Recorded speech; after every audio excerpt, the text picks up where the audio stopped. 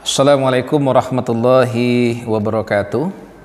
Alhamdulillahirabbil alamin wassalatu wassalamu ala nabiyyina Muhammad wa ala alihi wa sahbihi ajmain.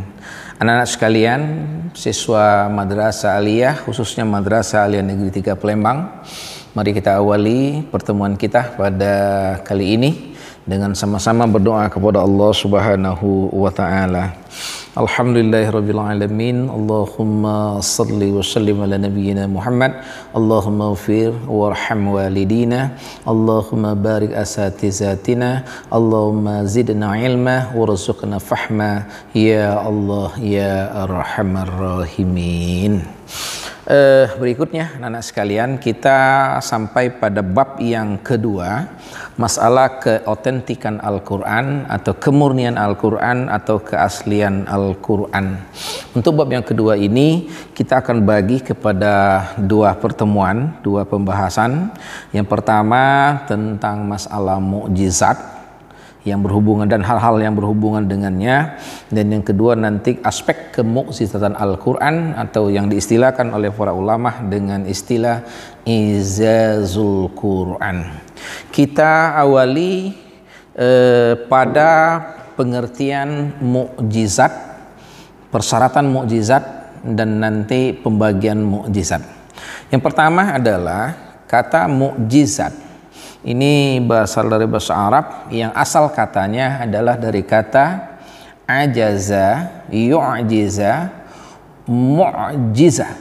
Artinya adalah melemahkan sesuatu yang muncul, yang ada, yang dibuat untuk melemahkan yang lain. Itu merupakan makna awal dari kata ajaza atau nanti yang menjadi kalimat mukjizat. Kenapa diambil kata ini ajaza, melemahkan?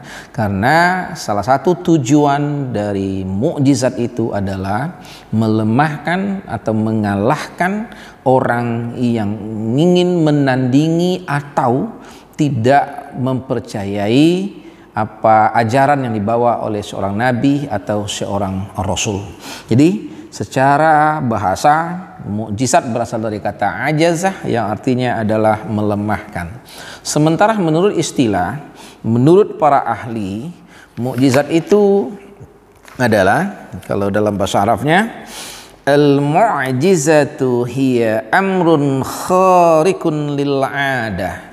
Mukjizat adalah sesuatu yang menyalahi kebiasaan umum yang terjadi, makrunun litahaddi salimun 'anil ma'aradah, disertai dengan tantangan dan selamat dari perlawanan. Kata kunci dari mukjizat itu adalah khariqun lil 'adah, yang berlainan dari kebiasaan secara umum. Secara sederhana kemudian dipahami oleh para ulama, yang dinamakan dengan mukjizat adalah kejadian luar biasa yang dimiliki oleh seorang nabi atau rasul yang menyalahi kebiasaan umum yang diberikan oleh Allah, datangnya dari Allah dengan tujuan satu, untuk membuktikan kebenaran ajarannya, dan yang kedua untuk mengalahkan argumentasi orang yang menentang ajarannya. Jadi mukjizat itu kebiasaan yang luar biasa. Tujuannya adalah untuk membuktikan kebenaran ajaran orang nabi atau rasul, dan yang kedua itu mengalahkan argumentasi orang-orang yang menentangnya. Ya, untuk membuktikan ajarannya, bagi kita umat Islam, mukjizat itu adalah untuk menambah keimanan, keyakinan kita kepada Al-Quran dan kepada Nabi. Sementara bagi orang yang tidak percaya, itu melemahkan argumentasi pandangan mereka yang menolak ajaran seorang Nabi atau Rasul. Ini pengertian mukjizat dari istilah dan dari bahasa. Kemudian ulama merumuskan bahwa ada beberapa syarat dari sesuatu kejadian luar biasa baru bisa dinamakan sebagai mukjizat. Yang pertama adalah satu,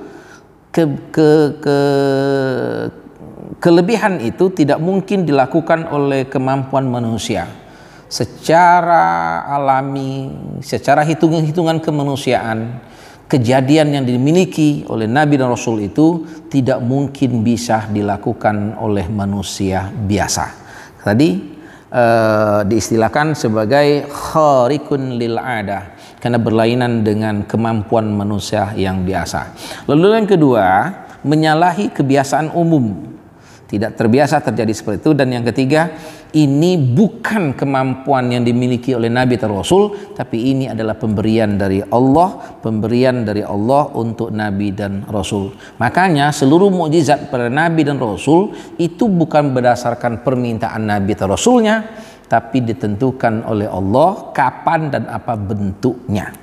Yang nomor 4, mukjizat itu adalah bukti kebenaran seorang nabi atau rasul dan disesuaikan dengan keadaan kaum atau zamannya. Makanya kalau zaman sebelum Nabi Muhammad itu disesuaikan. Nabi Nuh, orang banyak yang bangga bisa membuat transportasi di laut dalam bentuk perahu, tapi kebanyakan agak kecil. Tapi Nabi Nuh diberikan kemampuan oleh Allah untuk bisa membuat kapal yang sangat luar biasa besarnya, yang menurut pandangan manusia zaman itu tidak mungkin bisa dilakukan tanpa ada kekuatan lain, yaitu dari Allah Subhanahu wa taala. Anak-anak sekalian, selanjutnya kita akan lihat macam-macam mukjizat. Mukjizat itu terbagi kepada dua. Ada yang dinamakan dengan mukjizat hissi dan ada mukjizat maknawi. Mukjizat hissi adalah mukjizat yang aspek kemukjizatannya itu, yang mengagumkannya itu, yang fenomenal itu bisa dilihat oleh panca indera langsung. Bisa dilihat oleh mata, bisa dilihat oleh telinga, dan bentuknya adalah secara fisik. Seperti Nabi Musa bisa membelah lautan dengan tongkatnya, atau tongkatnya bisa berubah menjadi ular. Itu kebenarannya bisa dilihat oleh panca indera. Yang kedua, mukjizat itu hanya bisa terjadi sekali, tidak bisa terulang-ulang. Nabi Ibrahim tidak terbakar oleh api, ya sekali itu saja. Kalaupun terulang, itu bentuknya adalah dalam bentuk yang lain. Nah, nomor 3, hanya untuk kaum tertentu dan waktu tertentu saja. Nabi Musa punya mukjizat hanya untuk kaumnya saja dan waktu itu saja. Makanya mukjizat Nabi Musa nggak bisa lagi dilihat zaman sekarang. Laut Merah pernah terbelah, ya bisa dilihat pada waktu kejadiannya itu saja. Sekarang nggak bisa dilihat lagi. Nah, itu mukjizat hissi itu dengan 3 syarat. 1, bisa dijangkau oleh panca indera, bisa dipahami oleh panca indera. Yang kedua, itu hanya bisa terjadi sekali, tidak bisa terulang-ulang. Dan yang ketiga, hanya untuk kaum tertentu dan waktu yang tertentu saja. Nah, lain dengan maknawi, mukjizat maknawi. 1, bersifat penalaran, rasional, dan hanya bisa dijangkau oleh pemikiran. Dia tidak lagi hanya sekedar panca indera, tapi dia sudah masuk kepada rasional, pemikiran, dan tadabbur dengan menggunakan otak manusia. Yang kedua, berlaku untuk semua zaman dan semua orang. Tidak hanya satu kaum tertentu, tapi untuk seluruh manusia di muka bumi ini, serta waktunya abadi atau eternal dan sampai kapanpun. Contohnya untuk mukjizat maknawi itu hanya ada pada Al-Quranul Karim. Al-Quran itu adalah mukjizat maknawi. Aspek yang menonjol, yang mengagumkan, yang hebat dari Al-Quran itu tidak bisa dilihat oleh panca indera, dilihat oleh mata, dirasakan oleh panca indera manusia, tapi kemukjizatan Al-Quran harus dinalar, harus menggunakan pemikiran. Ini dinamakan dengan mukjizat maknawi. Anak sekalian, semua mukjizat pada Nabi dan Rasul sebelum Nabi Muhammad itu semuanya adalah mukjizat hissi. Berlaku hanya sekali, hanya untuk kaum tertentu dan tidak bisa terulang-ulang kembali. Sementara Nabi Muhammad SAW mempunyai 2 mukjizat. Ada mendapat mukjizat yang hissi, sekaligus juga mendapat mukjizat yang maknawi. Mukjizat Nabi Muhammad yang hissi, yang bisa dilihat oleh panca indera, Itu bisa kita lihat dalam tarikh Islam atau sejarah. Yang pertama, ketika baginda Rasulullah dalam suatu perjalanan tidak ada air, para sahabat ingin ngambil wudhu, maka kemudian Rasulullah membentangkan jari jemarinya dan dari sela-sela jarinya keluar air yang kemudian para sahabat bisa berwudhu. Ini mukjizat hissi untuk Rasulullah. Juga Nabi Muhammad pernah melakukan perjalanan, terus mampir di sebuah rumah seorang nenek, dan dia minta air minum, tidak ada juga ada susu, dan nenek menyampaikan bahwa di belakang rumahnya ada satu ekor kambing atau domba tapi kurus karena lama tidak makan dan tidak memiliki susu. Ketika Rasul memegang kambing tersebut, tiba-tiba kambingnya menjadi gemuk, subur, dan bisa mengeluarkan air susu. Ini adalah mukjizat hissi untuk Nabi Muhammad. Kemudian yang fenomenal juga dalam sejarah Islam, Nabi Muhammad diberikan kekuatan oleh Allah untuk bisa membelah bulan sebagaimana yang diinginkan oleh orang-orang kafir Quraisy pada saat itu. Dan hasil penelitian para NASA ketika memotret bulan akhir-akhir ini juga terbukti bahwa ada retakan seolah-olah bulan itu pernah terbelah, dan mustahil retakan itu terjadi dengan begitu saja.